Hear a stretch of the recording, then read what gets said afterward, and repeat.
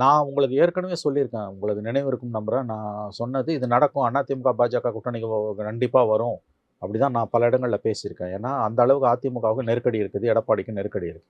நான் எதிர்பார்த்தது இந்த செப்டம்பருக்கு பிறகு நடக்கும். எலெக்ஷனுக்கு 6 மாசம் முன்னால நடக்கும்னு நினச்சேன். இப்போ 1 வருஷத்துக்கும் கூட 13 மாசம் இருக்குது. 12 மாசத்துக்கு மேல ஒரு கூட இருக்க காலகட்டத்தில, ஓராண்டுக்கு சற்று கூட இருக்கக்கூடிய காலகட்டத்திலேயே இது நடந்திருக்குது. ஓராண்டுன்னு வச்சுக்கலாம். நடந்திருக்குன்னா அது ஆச்சரியமா. அது அந்த லாஜிக் தான் என்னன்னு இடிக்குது. இது நடக்கும்னு எனக்கு தெரியும். நான் அதை தான் பேசி வந்தேன். நான் எதிர்பார்த்தேன். பார்லிமெண்ட் எலெக்ஷனில் பிஜேபி உதறின மாதிரி அசம்பிளியில் இவரால் உதற முடியாது. அவர் அப்படி மீறினார்னா இவர் அதிமுகவில் ஓரம் கட்டப்படுவார்.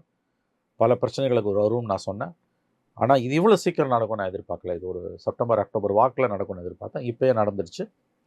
மிகப்பெரிய அளவில் 2017, 21 ஆட்சி காலத்தில் நடைபெற்ற ஊழல் முறைகேடுகள், அந்த கோப்புகளை காட்டித்தான் அமித்ஷா எடப்பாடியை வழிக்கு கொண்டு வந்திருக்கிறார் என்று சொல்லுகிறார்கள். அது தெளிவாக தெரியுது.